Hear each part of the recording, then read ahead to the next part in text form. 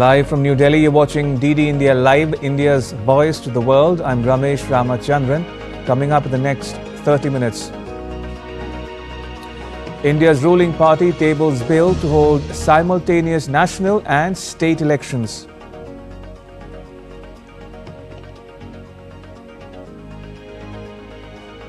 Ukraine says it killed the head of Russia's nuclear, biological and chemical defense forces in a Moscow bomb attack.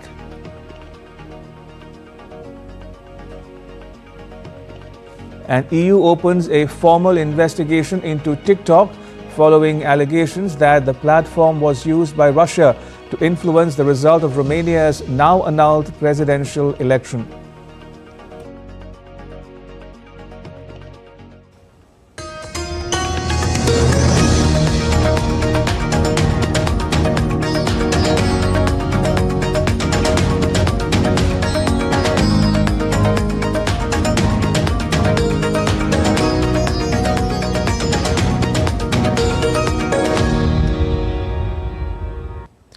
The bills related to One Nation, One Election were introduced in the Lok Sabha on Tuesday. The opposition sought a division of votes as Law Minister Arjun Ram Meghwal moved the motion to introduce the Constitution 129th Amendment Bill 2024 and the Union Territories Laws Amendment Bill 2024 in the House. 269 members voted in favor of introduction of the bill and 198 against it. I beg to move for leave to introduce the Constitution 129th Amendment Bill 2024 further to amend the Constitution of India. ये item number 18 में है और item number 19 में जैसे आपने कहा, Honorable Speaker Sir, with your permission, I wish to move for leave to introduce the Union Territories Laws Amendment Bill 2024, further to amend the Government of Union Territories Act 1963, the Government of National Capital Territory of Delhi Act 1991, and the Jammu and Kashmir Reorganization Act 2019. ये मैं आपकी अनुमति से आपसे leave मांग रहा हूँ. Thank you, sir. Home Minister Amit Shah said that when the One Nation, One Election bills came up in the cabinet, Prime Minister Narendra Modi said that they should be referred to a joint parliamentary committee. जब ये संविधान सुधार का विधेयक, संवैधानिक संशोधन जब cabinet में चर्चा में आया, तब प्रधानमंत्री जी ने स्वयं मंशा व्यक्त करी थी कि इसको जेपीसी को देना चाहिए. इस पर विस्तृत चर्चा सभी स्तर पर होनी चाहिए. इसलिए मुझे लगता है कि इसमें सदन का ज्यादा समय जाया करे बगैर अगर मंत्री जी कहते हैं कि इसको जेपीसी को सौंपने के लिए वो तैयार है, तो जेपीसी में सारी चर्चा होगी और जब जेपीसी के रिपोर्ट के आधार पर कैबिनेट इसको पारित करेगी तब भी फिर से चर्चा होनी है. Meanwhile, Lok Sabha Speaker Om Birla assured the House that a joint parliamentary committee will enable the members to discuss and debate the bills in their entirety. Members will be given more time to debate the bills when they come up before the House. JPC के समय व्यापक चर्चा होगी और सब दल के सदस्य होंगे, उसमें डिटेल चर्चा होगी और उसके बाद जब बिल आएगा उस समय आपको व्यापक चर्चा, आप जितने समय चाहोगे उतने घंटे आपको व्यापक चर्चा दी जाएगी. पूरा समय दिया जाएगा, सबके दल के सदस्यों को समय दिया जाएगा. ये मैं आपसे कह सकता हूं कि उस समय जब इस बिल पे लाएगा तो पूरी डिटेल चर्चा होगी सभी माननीय सदस्यों को. जितने दिन आप चर्चा जाएंगे उतने दिन से आपको चर्चा का समय दिया जाएगा. Manish Tiwari of the Congress Party said that these bills violate the basic structure of India's constitution. He said that the introduction and consideration of these bills is beyond the legislative competence of the House. Which have been moved by the Honourable Minister of Law and Justice absolutely assault the basic structure of the Constitution and are beyond the legislative competence of this House, and therefore they need to be opposed ab initio, and the introduction of those bills have to be stopped. India's Finance Minister Nirmala Sitharaman said that unemployment rate has come down from 6% in 2017-18 to 3.2% this year. On labour force participation, she underlined the importance and increasing role of women, reflecting broader societal and economic advancements. She was speaking in the Lok Sabha on the supplementary demands for grants first batch for 2024-25. Unemployment rate was 6% in 2017-18. Today it has come down to 3.2%.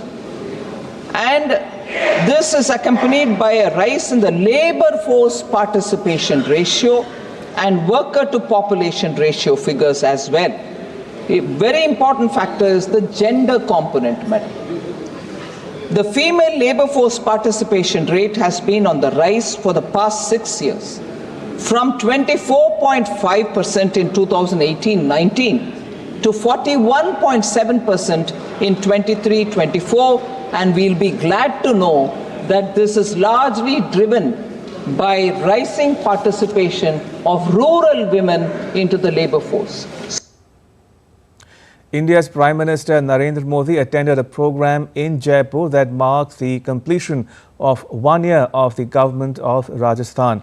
The Prime Minister inaugurated and laid the foundation stone of 24 projects worth more than $5.4 billion. The projects pertain to energy, road, railway and water.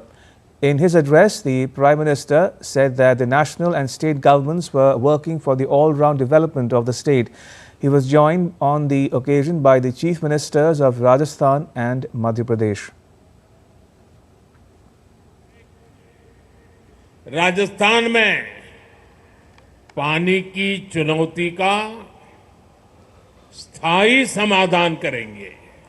ये project Rajasthan को देश के सबसे connected राज्यों में से एक बनाएंगे। इससे राजस्थान में निवेश को बल मिलेगा,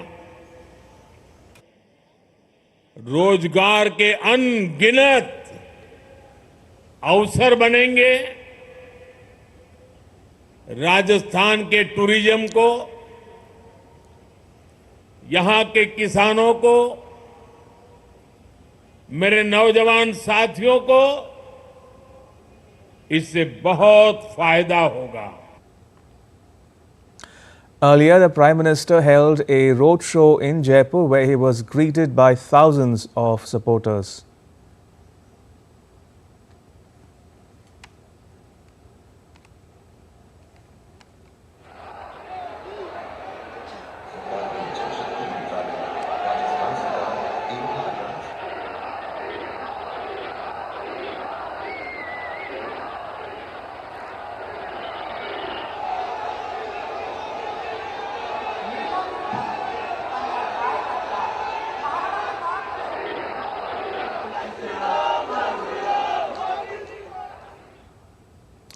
Canada's Prime Minister Justin Trudeau has appointed Dominic LeBlanc as the country's new finance minister after Chrystia Freeland quit in a surprise move over US President-elect Donald Trump's threat of imposing tariffs on Canadian goods. Trudeau was present at a swearing-in, which was his first appearance in front of media since Freeland's announcement. LeBlanc served as Public Safety Minister, overseeing Canada's border security response after Trump threatened 25% tariffs on Canada and Mexico if those countries failed to curb the movement of migrants and drugs across borders.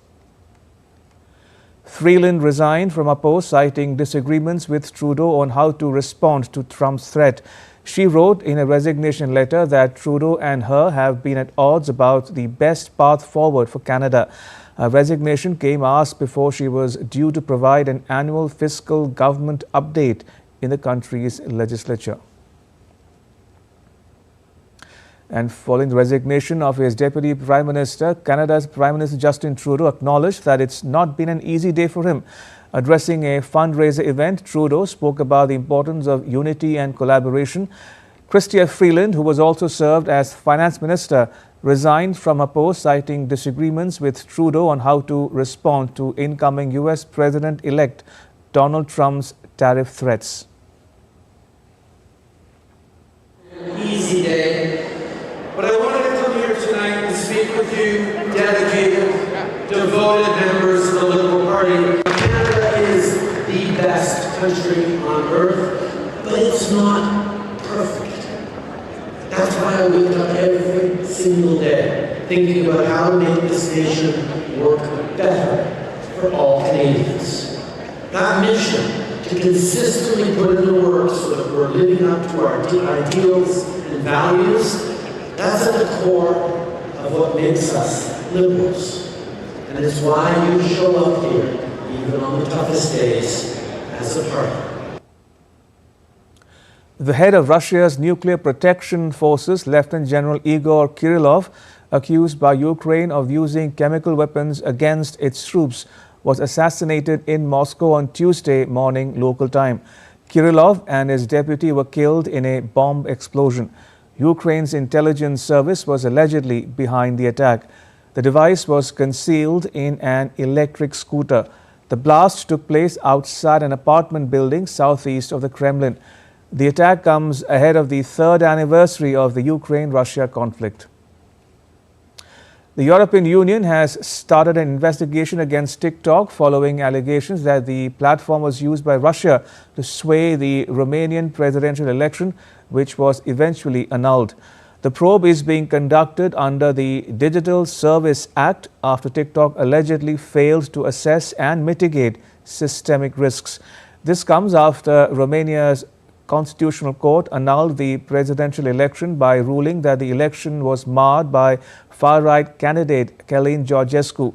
Georgescu gained most votes in the first round from young voters and Romanians living abroad, and his campaign was heavily driven by TikTok. The court claimed that there was a massive social media promotion by Georgescu, even though he spent zero amount on political campaigning. This is the third probe EU has launched against TikTok over security and cyber attacks. Germany's Chancellor Olaf Scholz lost a confidence vote on Monday, putting Europe's biggest economy on the path to a snap election on 23rd February. It marks the effective end of his troubled government. For now, the centre-left Chancellor continues in a caretaker role. Opinion polls put Scholz behind Conservative opposition leader Friedrich Merz, who heads the Christian Democratic Union of former Chancellor Angela Merkel. Scholz had called the vote weeks after his coalition collapsed. After losing the trust vote, Scholz asked Germany's President Frank-Walter Steinmeier to dissolve the parliament and ask voters to head back to the ballot box.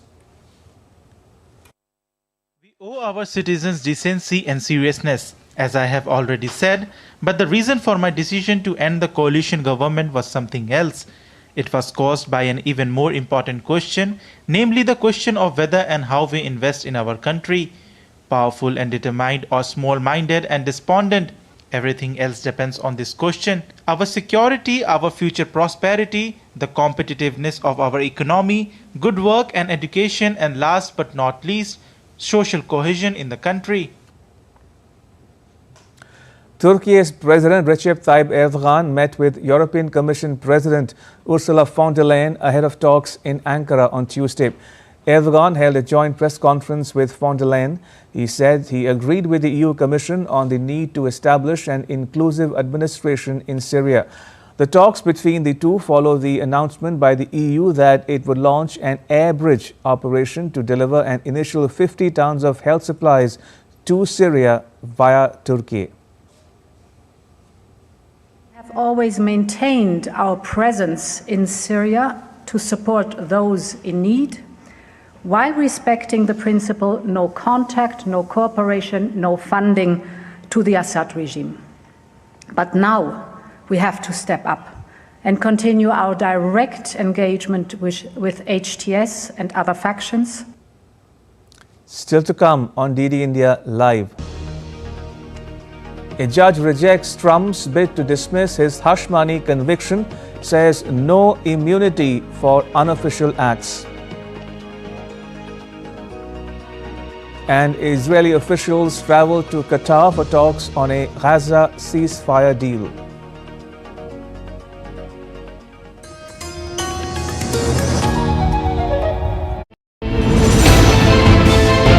Geopolitics and trade deals.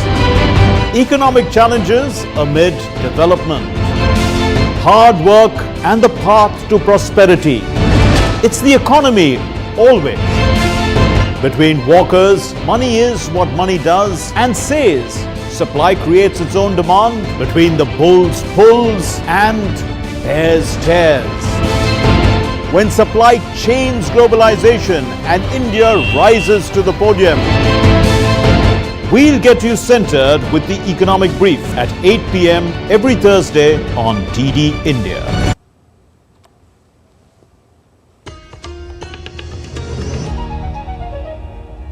You're watching DD India Live. I'm Ramesh Ramachandran. A New York judge has ruled against a bid by US President-elect Donald Trump to have his conviction for covering up hush money payments to an adult star thrown out on immunity grounds. Trump's lawyers argue that having the case hang over him during his presidency would impede his ability to govern.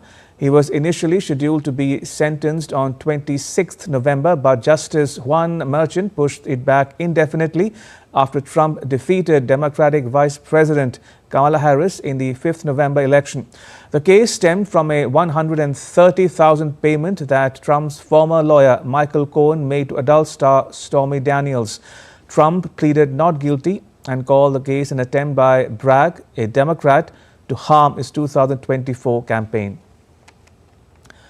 To West Asia now, Israeli officials were in Qatar's capital Doha on Monday for talks with mediators on a Gaza ceasefire deal.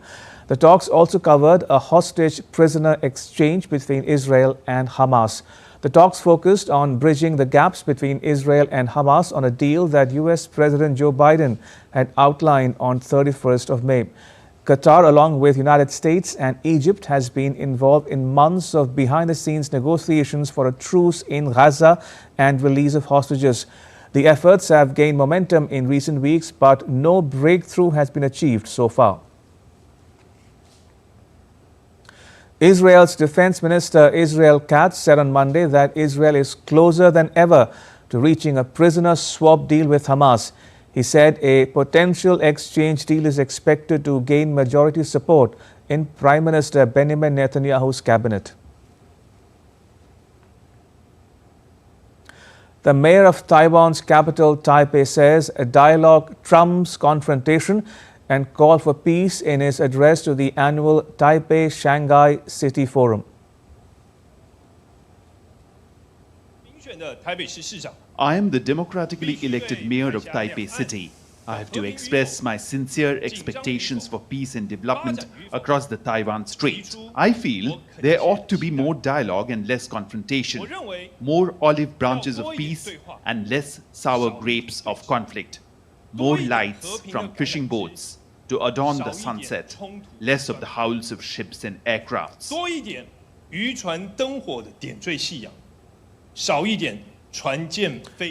Shanghai's vice mayor was present on the occasion. The official told the forum that he hoped for closer practical cooperation. Compatriots on both sides of the Taiwan Strait have always been one family.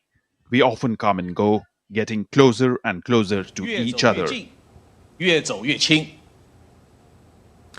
In other news, 10 members of a joint expeditionary force and fellow NATO members, Germany and Poland, became signatories to measures including support to Ukraine and increasing defense spending and capabilities.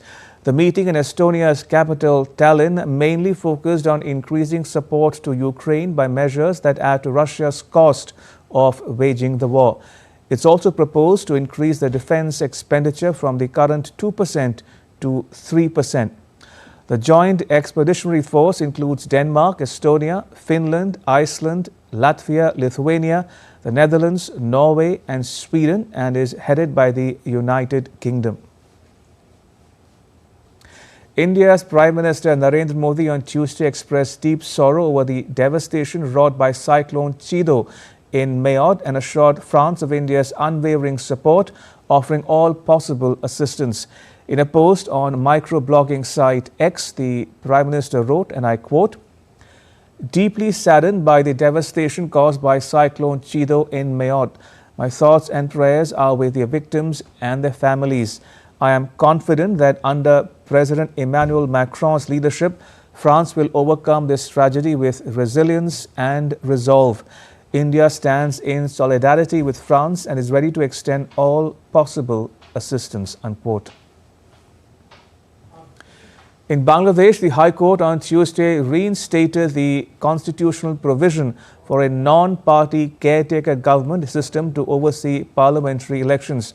The court observed that the 15th Amendment to the Constitution of Bangladesh contradicted its fundamental framework and compromised key democratic principles, emphasizing that there is no legal barrier to restoring the caretaker government system.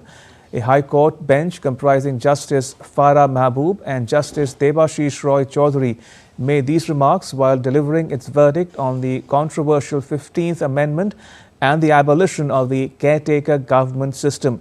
A caretaker government in Bangladesh is an unelected interim administration tasked with organizing free and fair general elections. To cricket now, India ended day 4 of the third border Gavaskar test match on 252 for 9, avoiding follow-on heading into day 5. KL Rahul and Ravindra Jadeja's 50s along with tailenders Jasprit Bumrah and Akash Deep's heroics helped India avoid the follow-on on the 4th day. Jadeja led the charge in the second and third session before getting dismissed for 77. Nathan Lyon had taken his first wicket of this match as he removed the top-scoring KL Rahul for 84. India's captain Rohit Sharma, meanwhile, couldn't extend his day in the middle as he departed after adding just 10 runs to the team's total. The Fit India movement took a significant stride towards a healthier and greener India with the launch of a Fit India cycling drive on Tuesday from the Major Dhyan Chand National Stadium in New Delhi. The event was organized by the Ministry of Youth Affairs and Sports. It was flagged off by India's Sports Minister Mansukh Mandaviya. 500 cycling enthusiasts took part in it with an aim to promote cycling as a sustainable and healthy mode of transportation. DD India's Abhishek Prasad has more. Sports Minister Dr. Mansukh Mandaviya launched the Fit India Cycling Tuesdays campaign at Major Dhyan Chand National Stadium. It is a unique initiative that promotes fitness, sustainability and healthy lifestyles through cycling. The goal of this initiative is to create a collective effort by India's cycling community to tackle pressing issues like pollution, traffic congestion and poor public health. Participating in the cycling ride from the stadium to Raisina Hills and back, Dr. Mandaviya encouraged people to make cycling part of their lives. विकसित भारत के संकल्प को साकार करने के लिए हम सब लोग फिट रहे, फिट इंडिया मूवमेंट को आगे बढ़ाए और फिट इंडिया मूवमेंट को आगे बढ़ाने के लिए साइकिलिंग सबसे महत्वपूर्ण उपाय है। साइकिलिंग हमें फिट भी रखता है, पोल्यूशन का सॉल्यूशन भी है और फिट इंडिया के नारे को भी साकार करता है। इसलिए चलो हम सब लोग हर मंडे सुबह में 7 बजे साइकिलिंग करें और प्रधानमंत्री जी के फिट इंडिया के स्वप्न को साकार करें। The campaign encourages citizens to dedicate at least 30 minutes every Tuesday to cycling, individually or in groups for commuting or fitness purposes. As the winter fog lifts in, Delhi streets comes alive with cyclists of all ages pedaling towards a Fit India. The Fit India Cycling Tuesday initiative aims at promoting sustainability, pollution-free living and a healthier lifestyle. With every pedal stroke, participants are driving change, inspiring a greener tomorrow. The wheels is turning and a healthier India is in motion. Notable attendees at the launch event included Minister of State for Sports, Raksha Khatse, Member of Parliament Tejasvi Surya, boxers Neetu Kangas and Preeti Pawar and Paralympian Simran Sharma. ये काफ़ी अच्छी पहल है, एक तो pollution free India बनाने के लिए और एक फिट इंडिया जो हमारे माननीय प्रधानमंत्री जी का सपना है कि हम भारत को विकसित भारत बनाएं, तो उसमें सबसे जरूरी चीज है कि हम सब फिट रहें। The Fit India Cycling Tuesdays campaign is an integral part of the broader Fit India movement. Launched by Prime Minister Narendra Modi in 2019, the movement aims to integrate fitness into daily life, promoting a healthier and more active lifestyle. By incorporating cycling into their routine, citizens can contribute to a greener, fitter and healthier nation. In Delhi with Sushil Kumar and Vishwabandhu, Abhishek Prasad for DD India. India's public broadcaster Prasar Bharati has launched an OTT platform called Waves. Waves provides complete infotainment ecosystem to digital media and OTT audiences. If you want great content for free, then download Waves now. And that's all for this edition of DD India Live. We'll be back with more news as it breaks here on DD India. I'm Ramesh Ramachandran from all of us here in New Delhi. Thanks for watching DD India Live.